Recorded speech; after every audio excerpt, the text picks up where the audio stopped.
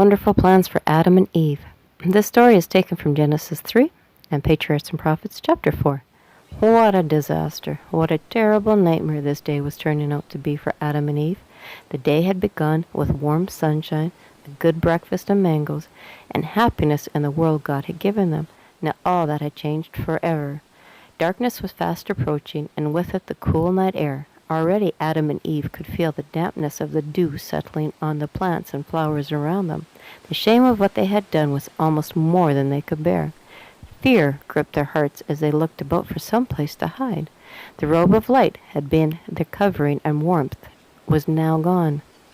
Suddenly they heard a voice calling to them, "Adam, Eve, where are you?" It was God, the Son, coming for his daily walk with them at sunset. What had once been such a welcome sound to the ears now struck fear in their hearts. The young couple took one look at each other, and then they raced off into the woods to hide. They could not let him see them like this. He had made them with a glorious robe of light, but now that light was gone, and they felt ashamed because they had nothing on at all. In desperation, they picked some large leaves from a fig tree and began to twist them together. It was all they had for clothes, but it would have to do. God continued to call them, and they knew they could not stay hidden forever. Eventually they would have to come out of hiding. Finally, they stepped out of the shadows, shivering from fear and cold. God was there in the twilight waiting for them. He sadly asked them, "Why did you run away?" "Because our robe of light is gone, and we were afraid of what you would do." "And say," Adam replied. "Who told you the light was gone?" God asked. "We ate the fruit, and then the light left us." Adam looked at Eve. "It is her fault. She is to blame for this mess we are in." "It's not my fault," Eve argued, beginning to cry. "The snake deceived me." "My children," God said with tears in his voice too, I wanted to keep you from eating the fruit of the tree. I wanted to keep you from having to learn about evil this way. But freedom of choice was in the plan.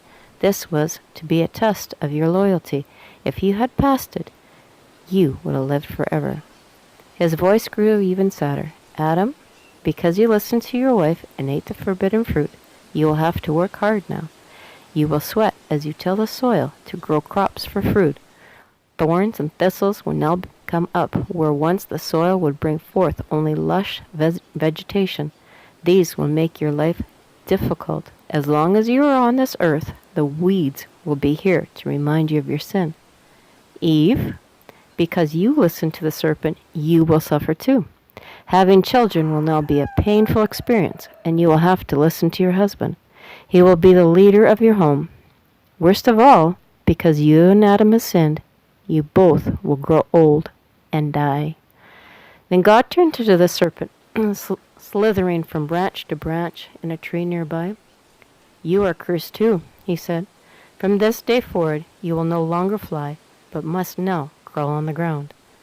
However, God had the harshest words of all for Satan. "Lucifer, son of the morning, how far you have fallen from heaven.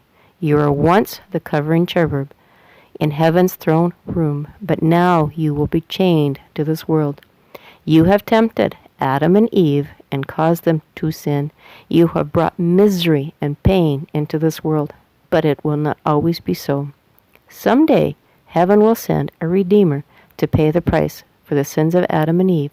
This Savior will deliver the whole world from your evil curse, and those who accept the sacrifice of God's Son and call on Him will be saved."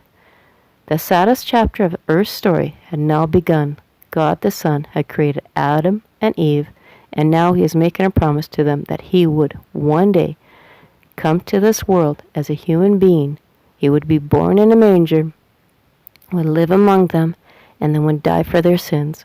This would be the only way He could bring them back to live in their garden home again. Our prayer.